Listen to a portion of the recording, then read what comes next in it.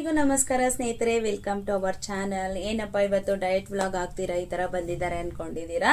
So diet ಏನೆಲ್ಲ ಮಾಡಿದೆ ಅಂತ ಕೂಡ ಹೇಳ್ತೀನಿ. ಇವತ್ತಿನ ನನ್ನ ವೆಯ್ಟ್ ಕೂಡ ರಿವ್ಯೂ ಮಾಡ್ತೀನಿ. ತುಂಬಾ ಒಳ್ಳೆ ರಿಸಲ್ಟೇ ಸಿಕ್ಕಿದೆ ಇವತ್ತು ಕೂಡ. ಅಂಡ್ ಕೆಲವೊಂದು ಟಿಪ್ಸ್ ನ ಹೇಳೋಣ ಅಂತ ಅನ್ಕೊಂಡಿದೀನಿ. ಯಾರಿಗಾದ್ರೂ ಬೇಜಾರಾದ್ರೆ ದಯವಿಟ್ಟು ಇಲ್ಲಿಂದಾನೆ ಸ್ಕಿಪ್ ಮಾಡ್ಬೋದು ವಿಡಿಯೋ. ಇಲ್ಲ ನಮ್ಗೆ ಇವ್ರು ಹೇಳೋಂತ ಟಿಪ್ಸ್ ಸ್ವಲ್ಪ ಯೂಸ್ಫುಲ್ ಆಗ್ಬೋದು, ಯಾವ್ದ್ರ ಬಗ್ಗೆ ಹೇಳ್ತಾ ಇದ್ದೀನಿ ಅಂತ ಏನಾದ್ರೂ ಕೇಳ್ಬೇಕು ಅನ್ನೋ ಇಂಟ್ರೆಸ್ಟ್ ಇದ್ರೆ ದಯವಿಟ್ಟು ವಿಡಿಯೋನ ಲಾಸ್ಟ್ ವರ್ಗು ನೋಡೋದಕ್ಕೆ ಪ್ರಯತ್ನ ಪಡಿ. ಕೆಲವೊಂದು ಟಿಪ್ಸ್ ಅಂತೂ ತುಂಬಾನೇ ಯೂಸ್ಫುಲ್ ಆಗುತ್ತೆ, ಹಾಗೆ ನಿಮಗೂ ಕೂಡ ಅದು ಚೆನ್ನಾಗಿ ವರ್ಕ್ ಆಗುತ್ತೆ ಅನ್ಕೊಂಡಿದೀನಿ. ಐ ಹೋಪ್ ನಿಮ್ಮೆಲ್ರಿಗೂ ಈ ಒಂದು ವಿಡಿಯೋ ಇಷ್ಟ ಆದ್ರೆ please like, share and subscribe to our channel. ಹೀಗೆ ಇನ್ನಷ್ಟು ಇಂಟ್ರೆಸ್ಟ್ ಆಗಿರುವಂತ ವಿಡಿಯೋಸ್ಗೋಸ್ಕರ. ಇನ್ನ ಫಸ್ಟ್ ನನ್ನ ಒಂದು ಇವತ್ತಿನ ವೆಯ್ಟ್ ನೋಡೋದಾದ್ರೆ, ನಿನ್ನೆ ಬಂದ್ಬಿಟ್ಟು 70.700 ಇದ್ದೆ. ಇವತ್ತು ಬಂದ್ಬಿಟ್ಟು ಇಲ್ಲಿ ಹಾಕ್ತೀನಿ ನೋಡಿ 70.350 ಬಂದಿದ್ದೀನಿ. ಸೊ ನಿನ್ನೆಗೂ ಇವತ್ತಿಗೂ 350 ಗ್ರಾಮ್ಸ್ ಚೆನ್ನಾಗಿ ಲಾಸ್ ಆಗಿದ್ದೀನಿ. ಓಕೆನಾ, 350 300 350 ಓಕೆ, ಚೆನ್ನಾಗಿ ಲಾಸ್ ಆಗಿದೆ. ಸೊ ಇದೇ ತರ ಡೈಲಿ ನಾವು ಮಾಡ್ಕೊಂಡು ಹೋಗಿದ್ದೆ ಆದ್ರೆ ತುಂಬಾ ಒಳ್ಳೆ ರಿಸಲ್ಟ್ ಅಂತೂ ನಿಜವಾಗ್ಲೂ ಸಿಗುತ್ತೆ. ಎಲ್ಲೋ ಒಂದ್ ಕಡೆ ನಾವು ಮಾಡೋ ತಪ್ಪುಗಳಿಂದಾನೇ ನಮ್ಗೆ ವೆಯ್ಟ್ ಗೇನು, ವೆಯ್ಟ್ ಸ್ಟ್ರಕ್ಕು ಅಥವಾ ಎತ್ಲಾಗೋ ಇಲ್ದಿರ ಒಂದೇ ಇದ್ರಲ್ಲಿ ಇರೋದು, ಇಲ್ಲ ಕಡಿಮೆ ಆಗ್ದಿರ ಜಾಸ್ತಿ ಆಗೋದು ಆಗುತ್ತೆ. ಏನೇ ಆದ್ರೂ ನಾವು ಮಾಡೋ ತಪ್ಪಿಂದಾನೇ ಅದಾಗುತ್ತೆ. ಇನ್ನ ನಾನು ಬೆಳಗ್ಗೆಯಿಂದ ನಾನು ಏನೆಲ್ಲ ಮಾಡಿದೆ ಅಂತ ಹೇಳ್ತೀನಿ. ಇವತ್ತು ಓಕೆ ಡಯಟ್ ಮಾಡಿದೀನಿ, ಫುಲ್ ಸ್ಟ್ರಿಕ್ಟ್ ಆಗಿ ಏನ್ ಮಾಡಿಲ್ಲ.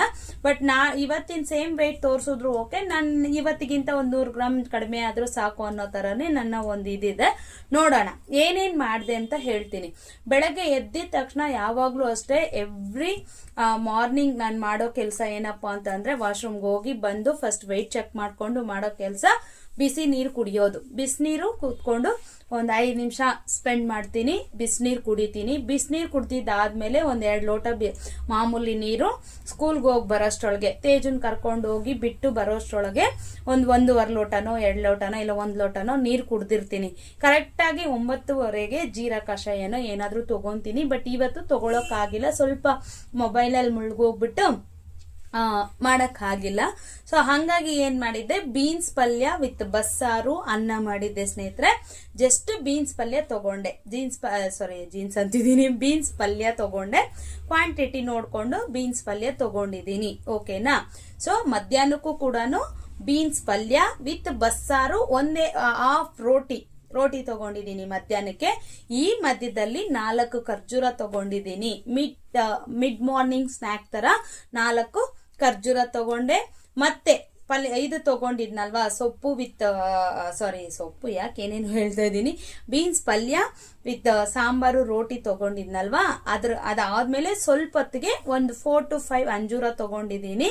ಸೊ ನಾನು ಈಗೀಗ ಇವತ್ತು ಆಕ್ಚುಲಿ ತುಪ್ಪ ಬಿಸಿ ಗೋಧಿ ನುಚ್ಚಿ ಅನ್ನ ಮಾಡ್ಕೊಂಡು ಮಾಡೋಣ ಅನ್ಕೊಂಡಿದ್ದೆ. ಯಾಕೋ ಗ್ಯಾಸ್ ಆಗೋ ಮೂಮೆಂಟ್ ಇದೆ, ಬಕ್ ಅಂತ ಇದೆ. ನನ್ನ ಮಕ್ಳಿಗೆ ಸದ್ಯ ಅನ್ನ ಆದ್ರೆ ಸಾಕು ಅನ್ನೋ ತರಾನೇ ಇದ್ದೆ.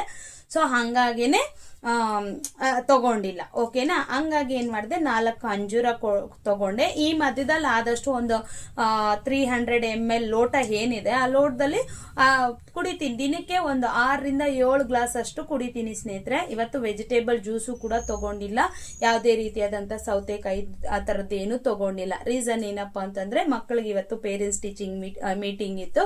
ಸೊ ಸ್ವಲ್ಪ ಅಪ್ಸೆಟ್ ಅಲ್ಲಿ ಹಂಗೆ ಹಿಂಗೆ ಸ್ವಲ್ಪ ಈ ಸಲ ಮೋಹಿತ್ ರಿಸಲ್ಟ್ ಹಂಗೆ ಇದೆ. ಸೊ ಅದಕ್ಕೂ ಕಾರಣ ಕೂಡ ನಾನೇ. ಯಾಕೆ ಅಂತಂದ್ರೆ ನಾನು ಅನ್ಕೊಂಡಿದೀನಿ ಎಲ್ಲೋ ಒಂದ್ ಕಡೆ ಅವ್ರಿಗೆ ಕೂರ್ಸ್ಕೊಂಡು ಕರೆಕ್ಟ್ ಆಗಿ ಹೇಳ್ಕೊಟ್ರೇನೆ ಅದು ನಿಮಗೂ ಕೂಡ ತುಂಬಾ ಹೆಲ್ಪ್ ಆಗುತ್ತೆ ಸ್ನೇಹಿತರೆ. ಈ ಒಂದು ಟಿಪ್ಪು ಏನ್ ಇದ್ರ ಬಗ್ಗೆ ಎಲ್ಲ ಮಾತಾಡ್ಬೇಕಾ ಅನ್ಕೊಂಡ್ರು ಪರವಾಗಿಲ್ಲ. ಸೊ ನಂತರ ತುಂಬಾ ಮದರ್ಸ್ ಇದ್ದೇ ಇರ್ತಾರೆ. ನಾನು ಯಾವಾಗ್ಲೂ ಅಷ್ಟೇ ಫಸ್ಟ್ ಎಲ್ಲ ಅವ್ನು 85 ಎಬೋ 90 ವರೆಗೂ ತೆಗ್ದಿದ್ದಾನೆ. ಬಟ್ ಇತ್ತೀಚಿನ ದಿನಗಳಲ್ಲಿ ನಾನು ಅಬ್ಸರ್ವ್ ಮಾಡಿರೋಂಥದ್ದು ತುಂಬಾ ಸ್ವಲ್ಪ ಇವತ್ತು ಪರ್ಸೆಂಟೇಜ್ ಬಂದ್ಬಿಟ್ಟು 70% ಅಂದ್ರೆ ನನಗೂ ಸಿಕ್ಕಾಪಟ್ಟೆ ಬೇಜಾರು, ಅವ್ರ ಪಪ್ಪಾಗೂ ಸಿಕ್ಕಾಪಟ್ಟೆ ಬೇಜಾರಾಗಿದೆ, ಅವನಿಗೂ ಬೇಜಾರಾಗಿದೆ. ನಾನು ಇದನ್ನ ವಿಡಿಯೋದಲ್ಲಿ ಹೇಳೋದು ಕೇಳಿಸ್ಕೊಂಡ್ರೆ ಅವ್ನಿಗೆ ಬೇಜಾರಾಗ್ಬೋದು, ಬಟ್ ಅವನಿಗೂ ಗೊತ್ತಾಗ್ಬೇಕು, ನನಗೂ ನಾನ್ ಮಾಡಿರೋ ತಪ್ಪು ಅವ್ನ್ ಮಾಡಿರೋ ತಪ್ಪುನು ಗೊತ್ತಾಗ್ಬೇಕು ಅನ್ನೋ ಕಾರಣಕ್ಕೆ ನಾನು ಇದ್ ಮಾಡ್ತಾ ಇದ್ದೀನಿ. ಸೊ ಎಲ್ಲ ಒಂದ್ ಕಡೆ ಅವ್ರು ಕಾನ್ಸಂಟ್ರೇಟ್ ಮಾಡಿ ಓದ್ಬೇಕು. ಒಂದು ನಾವು ತುಂಬಾ ಸಲಿಗೆ ಕೊಟ್ಟು ಮುದ್ದು ಮಾಡೋದನ್ನ ಅವರು ಮಿಸ್ಯೂಸ್ ಮಾಡ್ಕೊಂತಾರೆ. ಎರಡು, ಇನ್ನೊಂದು ಬಂದ್ಬಿಟ್ಟು ನಾನ್ ಮಾಡೋ ತಪ್ಪೇನಪ್ಪ ಅಂತಂದ್ರೆ ಕುತ್ಕೊಂಡು ಯಾವ್ಯಾವ ಸಬ್ಜೆಕ್ಟು ಏನೇನು ಬರ್ದಿದ್ಯಾ, ಎಲ್ಲೆಲ್ಲಿ ಸ್ಪೆಲ್ಲಿಂಗ್ ಮಿಸ್ಟೇಕು ಅಂತ ನೋಡ್ದಿರಾ ಅವರು ಮಾಡೋ ಬರೆಯೋದು ಅಥವಾ ನಾನು ಮುಗಿಸ್ಬಿಟ್ಟಿದ್ದೀನಮ್ಮ ಅಂತ ಅವ್ನು ಕಾನ್ಫಿಡೆಂಟು. ನಾನು ಯಾವಾಗಲೂ ಯಾಮಾರೋಗೋದು ನನ್ನ ಮಕ್ಕಳು ಕಾನ್ಫಿಡೆಂಟಲ್ಲಿ. ಅವ್ರು ಎಷ್ಟು ಕಾನ್ಫಿಡೆಂಟಾಗಿ ಹೇಳ್ತಾರೆ ಅಂತಂದರೆ ನನಗೆಲ್ಲ ಗೊತ್ತಮ್ಮ, ಎಲ್ಲ ಬರ್ದಿದ್ದೀನಮ್ಮ, ಎಲ್ಲ ಸೂಪರಾಗಿ ಮಾಡಿದ್ದೀನಮ್ಮ, ಎಲ್ಲ ಬರೆದ್ಬಿಟ್ಟಿದ್ದೀನಿ ಅಂತ ಹೇಳ್ತಾ ಇರ್ತಾನೆ. ಸೊ ಇದೆಲ್ರಿಗೂ ಆಗುತ್ತೆ. ಇದರಿಂದ ನೀವು ಸ್ವಲ್ಪ ಅರ್ಥಕೊಳ್ಳಿ. ನಾನು ಈಗ 2 days ಈ ಸಲ ಈ ಸಲ ಟೆಸ್ಟ್ ಮಾರ್ಕ್ಸ್ ಕೂಡ ನಾನು ಚಾಲೆಂಜ್ ಆಗಿ ತಗೊಂಡಿದ್ದೀನಿ. ಅವನಿಗೂ ಹೇಳಿದ್ದೀನಿ ಯು ಕ್ಯಾನ್ ಡೂ ಅಂತ, ನಾನು ಮಾಡ್ತೀನಿ ಅಂತ, ನೀನು ಮಾಡು ಅಂತ ಹೇಳಿದ್ದೀನಿ. ಅವನ ರಿಸಲ್ಟ್ ನೋಡೋಣ. ಅವಾಗ ನಾನು ಖಂಡಿತವಾಗ್ಲೂ ಇದು ಮಾಡ್ತೀನಿ, ಶೇರ್ ಮಾಡ್ತೀನಿ. ಮಾರ್ಕ್ಸ್ ಆಗಿರ್ಬೋದು, ಪರ್ಸೆಂಟೇಜ್ ಕೂಡ ಶೇರ್ ಮಾಡ್ತೀನಿ.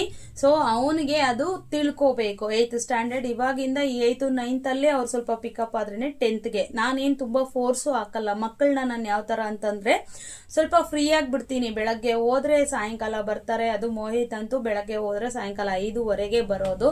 ಮತ್ತೆ ನಾನು ಕುತ್ಕೊಂಡು ನೀನು ಓದು ಅಂತಂದ್ರೆ ಪ್ರೆಷರ್ ಆಗ್ದಂಗಿರುತ್ತೆ ಅಂತ ನಾನು ಸ್ವಲ್ಪ ಸಲಿಗೆ ಕೊಟ್ಟು ಸ್ವಲ್ಪ ಲೀನಿಯನ್ನಾಗಿ ನೀನು ಏನು ಬೇಕೋ ಅದು ಸ್ವಲ್ಪ ನೋಡ್ಕೊಂಡು ಬರ್ಕೋಪ, ಸ್ವಲ್ಪ ಓದ್ಕೊ ಅಂತ. ಇನ್ನು ಬೇರೆ ವಿಷಯದಲ್ಲೆಲ್ಲ ನನ್ಗೆ ಅವನ ಬಗ್ಗೆ ಏನೂ ಒಂದು ಮಾರ್ಕ್ ಅಥವಾ ಒಂದು ಬ್ಯಾಡ್ ಒಪಿನಿಯನ್ ಏನೂ ಇಲ್ಲ. ಅವನು ಚೆನ್ನಾಗಿ ಇದು ಮಾಡ್ತಾನೆ ಪ್ರತಿಯೊಂದರಲ್ಲೂ ಅಷ್ಟೇ.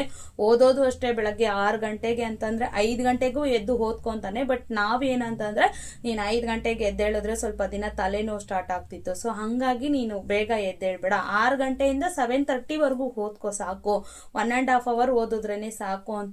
6ಗೆ ಎದ್ದೇಳು ಅಂದ್ರೆ ನಾನು ಎದ್ದೇಳಕ್ಕಿಂತ ಮುಂಚೆನೆ ಅವ್ನ ಪಾಡ್ಗ ಅವ್ನು ಎದ್ದು ಓದ್ಕೊಂತ ಇರ್ತಾನೆ. ಸೊ ಆ ತರ ಎಲ್ಲ ಇದೆ.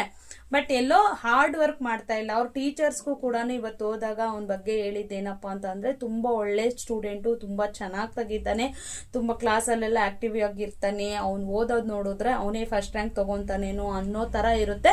ಬಟ್ ಬರೆಯೋವಾಗ ಆ ಕಡೆದು ಈ ಕಡೆದು ಆ ಕಡೆ full sentence full form correct ಆಗಿ ಬರೀತಾ ಇಲ್ಲ. ಸೆಂಟೆನ್ಸ್ ಅಲ್ಲಲ್ಲಿ ಮಿಸ್ ಮಾಡಿ ಈ ಕಡೆ ಆ ಕಡೆ ಅದ್ಲು ಬದ್ಲು ಮಾಡಿರೋದು, ಸ್ಪೆಲ್ಲಿಂಗ್ ಮಿಸ್ಟೇಕ್ಸ್ ಜಾಸ್ತಿ ಇದೆ. ಸೊ ಹಂಗಾಗಿ ಈ ತರ ಆಗಿದೆ. ನಾವು 2 ಸಲ ಅವ್ನ ಪೇಪರ್ನ ಚೆಕ್ ಮಾಡಿದ್ವಿ, ಯಾಕೆ 70% ಅಂತ ಹೇಳಿದ್ದಾರೆ.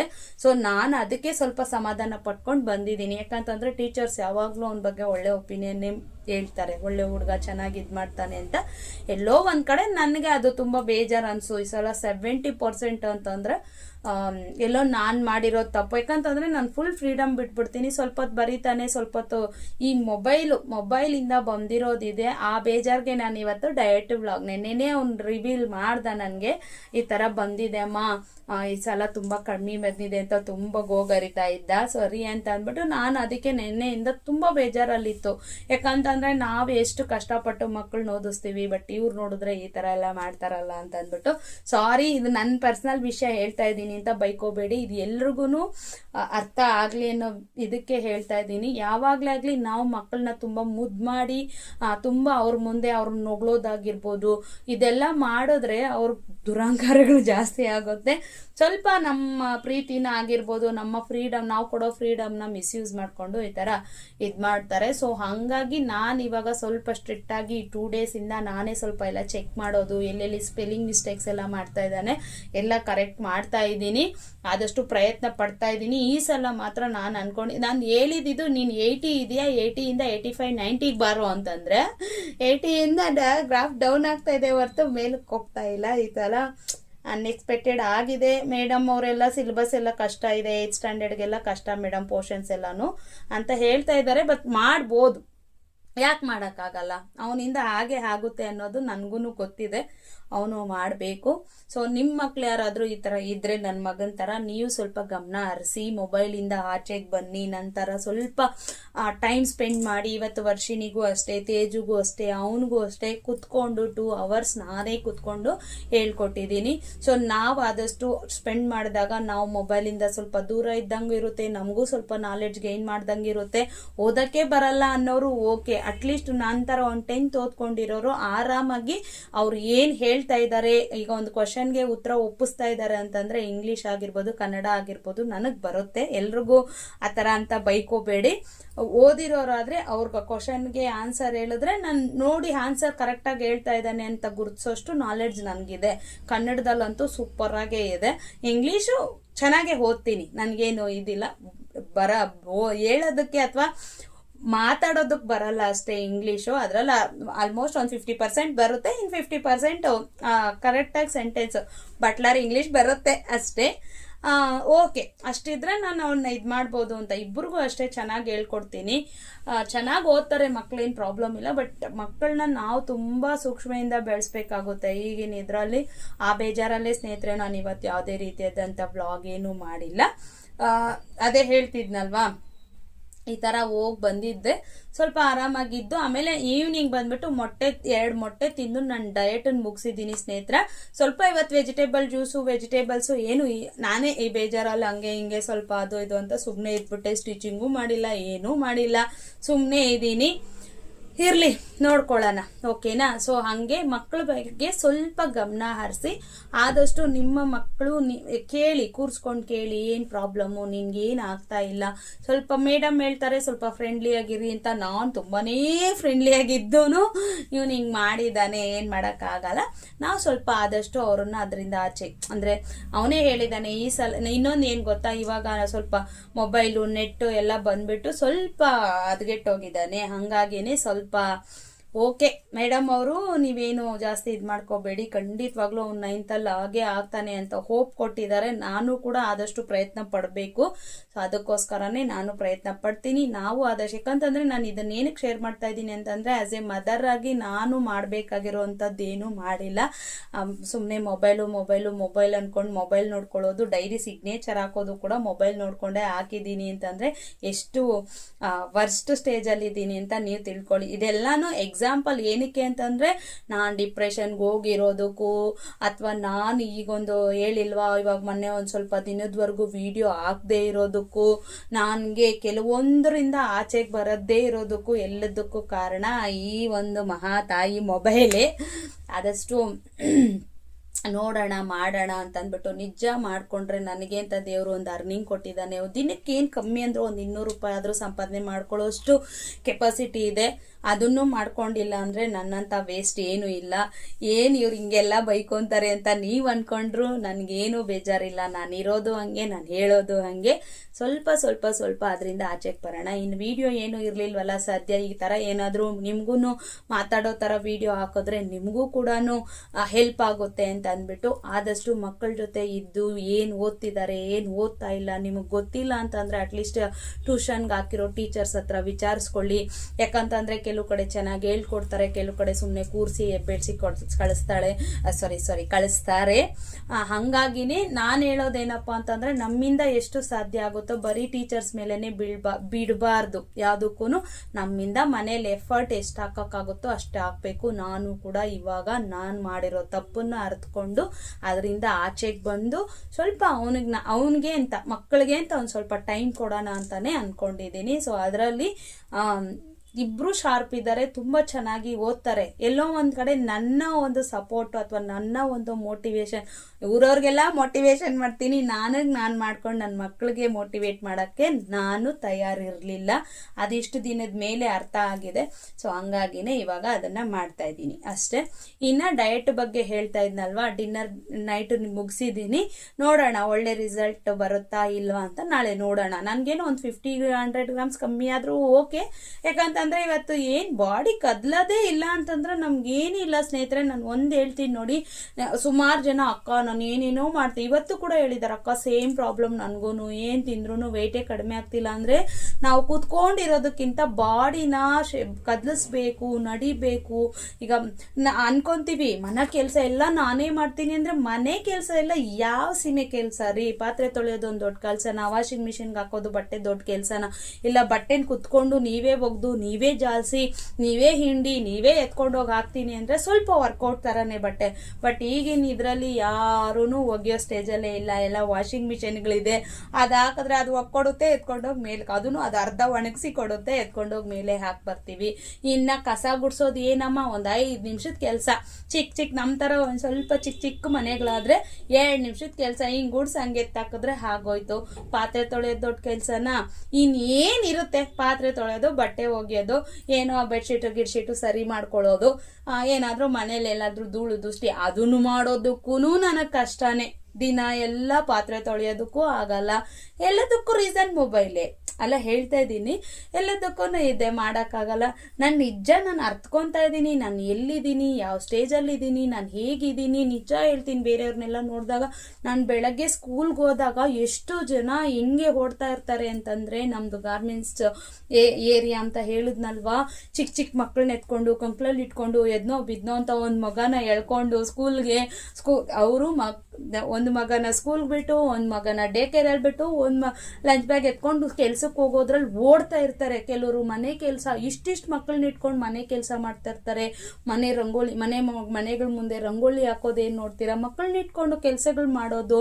ಇನ್ನು ಕೆಲವರು ಎಷ್ಟೋ ಲೇಡೀಸು ರೋಡಲ್ಲಿ ತಳ್ಕೊಂಡು ತರಕಾರಿಗಳು ಮಾರ್ತಾ ಇರ್ತಾರೆ. ದೇವ್ರು, ನಾನು ಅದನ್ನೇ, ನೀವು ಕೂಡ ಅಷ್ಟೇ ಇದಕ್ಕೆ ಸಿಂಕ್ ಆಗ್ತೀರಾ. ದೇವ್ರು ನಮ್ಗೆ ಅಂತ ಏನೋ ಒಂಚೂರು ಕೆಲಸ ಕೊಟ್ಟಿದ್ದಾರೆ, ಅಥವಾ ನಮ್ಗೆ ಹಸ್ಬೆಂಡ್ ಏನಾದರೂ ಸ್ವಲ್ಪ ಚೆನ್ನಾಗಿ ಅರ್ನ್ ಮಾಡ್ಕೊಂಡು ಬಂದ್ರೆ ಈ ಸ್ಟೇಜಲ್ಲಿ ಇದ್ದೀವಿ. ನಮ್ಮನ್ನು ಬೇರೆ ಕೆಲಸದವರೆಗೂ ಕಳಿಸ್ತೀರಾ, ನಮ್ಮನ್ನು ಮನೇಲಿ ಕೂರಿಸಿ ಹಾಕೊಂಡು ಚೆನ್ನಾಗಿ ನೋಡ್ಕೊತಾ ಇದ್ದಾರೆ ಅಂದರೆ ನಾವು ಅದನ್ನು ಮಿಸ್ಯೂಸ್ ಮಾಡ್ಕೊಳ್ದಿರ ಏನೋ 1 ರೂಪಾಯಿ 2 ರೂಪಾಯಿ ಸಂಪಾದನೆ ಮಾಡೋದು, ಇಲ್ಲ ತಂದ್ಕೊಡೋದನ್ನು ವೇಸ್ಟ್ ಮಾಡ್ದಿರ ಸ್ವಲ್ಪ ಉಳ್ಸೋ ಥರ ನೋಡೋದು ಮಾಡಬೇಕು. ಇದು ಎಲ್ರಿಗೂ ಅನ್ವಯಿಸುತ್ತೆ. ಸೊ ಹಂಗಾಗಿನಿ ನಾನು ಅನ್ಕೊತೀನಿ, ಎಷ್ಟು ಅದೇ ಮೋಟಿವ್ ಆಗಿ ತೊಗೊತೀನಿ. ನೋಡಿ ಹೆಂಗೆ ಓಡ್ತಾರೆ, ಏನು ಕೆಲಸ ಪಾಪ, ಅಲ್ಲಿ ಹೋಗಿ ಒಂದು ಇಷ್ಟು ಕಷ್ಟಪಡಬೇಕು, ಒಬ್ರು ಕೆಳಗಡೆ ಕೆಲಸ ಮಾಡಬೇಕು, ಹೌದಾಗಿಲ್ಲ ಅದು ಇದಾಗಿಲ್ಲ ಅಂದರೆ ಗದರ್ತಾರೆ, ಬೈತಾರೆ, ಏನಮ್ಮ ನಿಂಗಷ್ಟು ಬುದ್ಧಿ ಇಲ್ವಾ ಗೊತ್ತಾಗಲ್ವಾ. ಯಾರು ಕೂರಿಸ್ಕೊಂಡಂತ ಸಂಬಳಗಳು ಕೊಡಲ್ಲ. ನಿಜವಾಗ್ಲೂ ಹೇಳ್ತೀನಿ, ITI ಕಂಪ್ನಿ ಆದರೂ ಅಷ್ಟೇ, 1 ಲಕ್ಷ ಸಂಪಾದನೆ ಮಾಡಿದ್ರು 2 ಲಕ್ಷ ಸಂಪಾದನೆ ಮಾಡಿದ್ರು ಅದಕ್ಕೆ ತಕ್ಕನಂಗೆ ನೀವು ಎಫರ್ಟ್ ಹಾಕಬೇಕು, ಮೈಂಡ್ ಉಪಯೋಗಿಸ್ಬೇಕು. ಪ್ರತಿಯೊಂದು ಏನೇ ಮಾಡಿದ್ರು ಕೆಲಸ ಮಾಡಿದ್ರೇನೆ ನಮಗೂ ಅಲ್ವಾ. ಕುತ್ಕೊಂಡು ಕೆಲಸ ಮಾಡೋದು ಈಸಿ ಅಲ್ಲ. ಹಂಗಂತ ನಾನು ಅದರಲ್ಲಿ ಅನ್ಕೊಂತೀನಿ, ಅಂಥದ್ರಲ್ಲಿ ನನಗೆ ಮನೆಗೆ ಹುಡ್ಕೊಬಂದು ಮನೆಗೆ ಬ್ಲೌಸ್ ಕೊಟ್ಟು ಅವರೇ ಕೆಲಸ ಕೊಟ್ಟು ಅವರೇ ಕಾಸು ಕೊಟ್ಟು ಹೊಲ್ಕೊಡು ಅಂತಾರೆ. ಅದರಲ್ಲಿ ನನ್ನ ಫಿಟ್ಟಿಂಗ್ ಸಿಕ್ಕಾಪಟ್ಟೆ ಜನಕ್ಕೆ ಇಷ್ಟ ಆಗುತ್ತೆ. ಒನ್ಸ್ ಬಂದರೆ ನನಗೆ ಅವರು ಇತ್ತೀಚಿನ ದಿನಗಳಲ್ಲಂತೂ ಫುಲ್ ಒಂಥರ ಆಗ್ಬಿಟ್ಟಿದ್ದೀನಿ. ನಾನು ಚೆನ್ನಾಗಿ ಹೊಲಿತೀನಿ ಸ್ನೇಹಿತರೆ. ನನ್ನ ಬಗ್ಗೆ ನಾನು ಹೊಗಳ್ಕೊಳ್ಳೋದಲ್ಲ, ಯಾವಾಗಲೂ ಸೆಲ್ಫ್ ಲವ್, ಸೆಲ್ಫ್ ಮೋಟಿವ್ ಇರಬೇಕು, ಸೆಲ್ಫ್ ಕಾನ್ಫಿಡೆನ್ಸ್ ಅಂತ ಇರೋದು ಇರಬೇಕು ಅಂತ ನಾನು ನನ್ನ ಬಗ್ಗೆ ಹೇಳ್ಕೊಳ್ಳೋದ್ರಲ್ಲಿ ಏನು ಬೇಜಾರಿಲ್ಲ. ಹೇಳ್ಕೊತಾ ಇರ್ತೀನಿ ಅವಾಗ ಪರವಾಗಿಲ್ಲ, ಬೇಸ್ ಚೆನ್ನಾಗಿ ಮಾಡ್ತೀಯ ಅಂತ. ಕೆಲವೊಬ್ರಿಗೆ ಸೆಟ್ ಆಗಲ್ಲ. ಈಗ 100 ಜನದಲ್ಲಿ ಇಬ್ಬರಿಗೆ ಸೆಟ್ ಆಗಿಲ್ಲ ಅಂದ್ರೆ ಅದು ನನ್ನ ಪ್ರಾಬ್ಲಮ್ ಅಲ್ಲ, ಅವ್ರ ಪ್ರಾಬ್ಲಮ್ಮೇ. 100 ಜನದಲ್ಲಿ 80 ಜನಕ್ಕೆ ಸೆಟ್ ಆಗಿಲ್ಲ ಅಂದ್ರೆ ನಾನು ತಲೆ ಕೆಡ್ಸ್ಕೋಬೇಕು, ಏನೋ ಪ್ರಾಬ್ಲಮ್ ಮಾಡ್ತಾ ಇದ್ದೀನಿ ಅಂತ. 100 ಜನದಲ್ಲಿ 10 ಜನಕ್ಕೆ ಸೆಟ್ ಆಗಿಲ್ಲ ಅಂದ್ರೂ ಮೇ ಬಿ ಅವ್ರಿಗೆ ನನ್ನ ಒಂದು ಫಿಟ್ಟಿಂಗು ಇಷ್ಟ ಆಗಿಲ್ಲ ಅಂತ ಇರ್ಬೋದು. ಅಷ್ಟು ಬಿಟ್ರೆ ಬೇರೆ ಇನ್ನೇನು ಇಲ್ಲ. ಸೊ ಆ ಥರ ಸ್ವಲ್ಪ ಕೆಲಸದ ಕಡೆ ಗಮನ ಕೊಡಿ. ಸ್ವಲ್ಪ ಆದಷ್ಟು ನಮ್ಮ ಲೈಫ್ ಸ್ಟೈಲಲ್ಲಿ ನಾನು ಅದೇ ಅನ್ಕೊಂತಾ ಇರ್ತೀನಿ, ಯಾರ್ದು ಏನೇನೋ ನೋಡ್ತೀನಲ್ಲ, ಮೋಟಿವೇಶನ್ ನೋಡ್ತೀನಿ, ಇಲ್ಲ ಅಂದಿಲ್ಲ, ಮೋಟಿವೇಶನ್ ವಿಡಿಯೋ ನೋಡ್ತೀನಿ. ಅದರಿಂದ ಕೆಲವೊಂದು ತಿಳ್ಕೊಂಡು ನಿಮ್ವರೆಗೂ ಕೂಡ ತಲುಪಿಸ್ತೀನಿ. ಆ ಟಿಪ್ಸ್ನೆಲ್ಲ ಈ ಥರ ಅಲ್ಲ, ಈ ಥರ ಮಾಡ್ಕೊಳ್ಳಿ, ಈ ಥರ ಅಲ್ಲ, ಈ ಥರ. ಇವಾಗ ಇಷ್ಟೆಲ್ಲ ನಾನು ಇಷ್ಟು ಸ್ಪಷ್ಟವಾಗಿ, ನನಗೆ ಕೆಲವೊಂದ್ಸಲ ನಾನು ಮಾತಾಡೋದು ನೋಡಿದ್ರೆ ಒಂಥರ ಪ್ರೌಡ್ ಫೀಲ್ ಆಗುತ್ತೆ. 10th ಸ್ಟ್ಯಾಂಡರ್ಡು ಓದ್ಕೊಂಡು, ಅದು ಒಂದು ನಾರ್ಮಲ್ ಗೌರ್ಮೆಂಟ್ ಸ್ಕೂಲಲ್ಲಿ 10th ಸ್ಟ್ಯಾಂಡರ್ಡ್ ಓದಿ ಇಷ್ಟೊಂದು ಚೆನ್ನಾಗಿ ಒಂದು ಯೂಟ್ಯೂಬ್ ಚಾನಲ್ ಓಪನ್ ಮಾಡಿ, ಒಂದು ಯೂಟ್ಯೂಬ್ ಚಾನಲಲ್ಲಿ ಬಂದು ಇಷ್ಟು ಧೈರ್ಯವಾಗಿ ನಿಮ್ಮ ಮುಂದೆ ನಾನ್ ಸ್ಟಾಪಾಗಿ ಮಾತಾಡ್ತೀನಿ ಅಂತಂದರೆ ನಾನು ನನ್ನ ಓದಿನ ಬಗ್ಗೆ, ನನ್ನ ಒಂದು ಮಾತಿನ ಶೈಲಿ ಬಗ್ಗೆ, ನಾನು ಕಾನ್ಫಿಡೆಂಟ್ ಬಗ್ಗೆ ಎಲ್ಲನೂ ತುಂಬ ಪ್ರೌಡ್ ಫೀಲ್ ಮಾಡ್ಕೊತೀನಿ. ಪರವಾಗಿಲ್ಲ ಅಲ್ಲ ಅಂತ ಅಂದ್ಬಿಟ್ಟು. ಸೊ ಹಾಗಾಗಿನೇ ಸ್ವಲ್ಪ ಆದಷ್ಟು ನಮ್ಮ ಬಗ್ಗೆ ನಮ್ಮ ಬಗ್ಗೆ ಯೋಚನೆ ಮಾಡೋದು, ನಾವು ಉದ್ಧಾರ ಆಗೋದು ನೋಡಬೇಕು. ಮಾಡೋಣ ಅದಕ್ಕೆ ಸರಿ ಅಂತ ಅಂದ್ಬಿಟ್ಟು ಇಷ್ಟೆಲ್ಲ ಹೇಳೋಕ್ಕಾಗಿದ್ದೀನಿ, ಇಷ್ಟೆಲ್ಲ ಹೇಳ್ಬೇಕಾಗಿತ್ತು.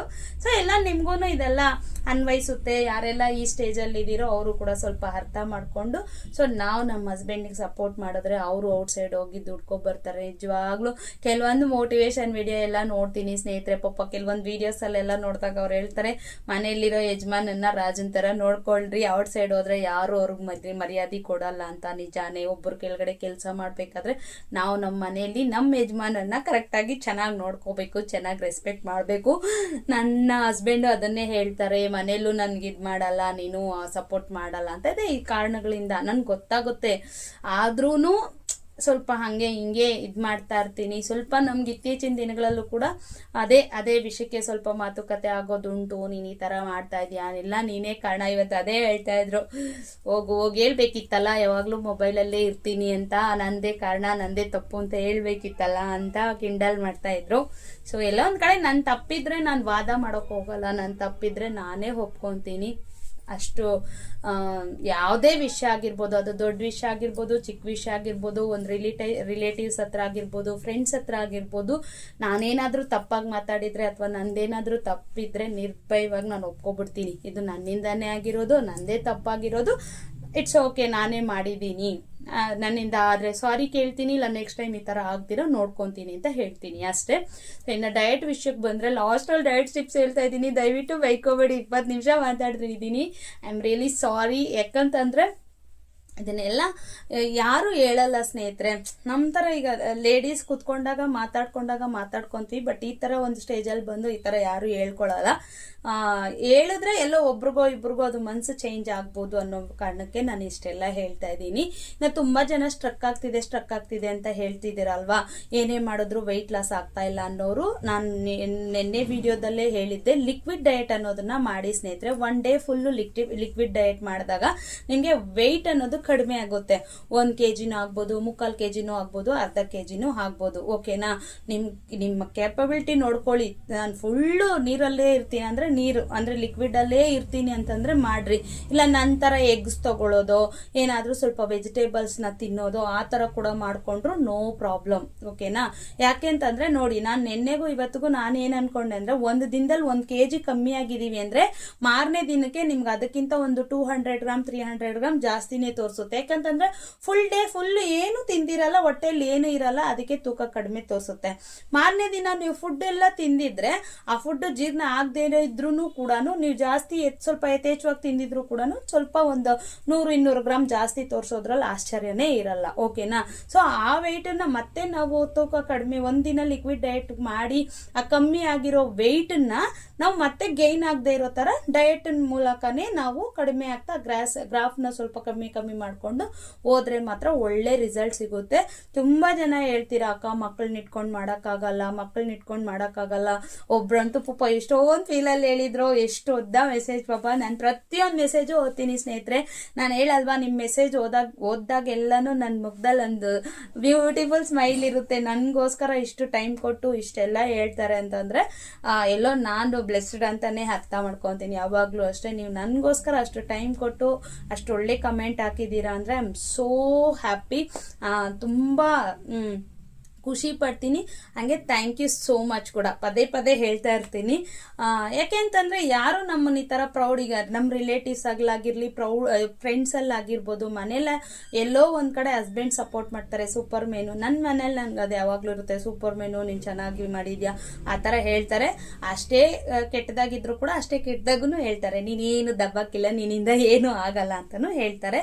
ಸೊ ಯಾರೋ ಒಬ್ರು ಆ ತರ ಹೇಳೋರು ಇರ್ಬೇಕು, ಒಳ್ಳೇದು ಕೆಟ್ಟದ್ದು ಹೇಳಲೇಬೇಕು. ನಾನು ಯಾವಾಗ್ಲೂ ನೆಗೆಟಿವ್ ಕಮೆಂಟ್ಸ್ ಬಗ್ಗೆ ಮಾತಾಡ್ತಾ ಇರ್ತೀನಿ, ಬಟ್ ಎಲ್ಲೋ ಒಂದ್ ಕಡೆ ನೆಗೆಟಿವ್ ಕಮೆಂಟ್ಸೇ ನಮ್ಗೆ ಮೋಟಿವ್ ಮಾಡುತ್ತೆ. ಆ ತರ ಒಬ್ರು ಇಬ್ರು ಇರ್ಬೇಕು. ನಾನು ಅದ್ರ ಬಗ್ಗೆ ನಾನು ಹೇಳ್ತೀನಲ್ವಾ, ಎಲ್ಲೋ ಒಂದ್ ಕಡೆ ಸ್ವಲ್ಪ ರಿಯಾಕ್ಟ್ ಆಗ್ಬೋದು ಅಷ್ಟೇ.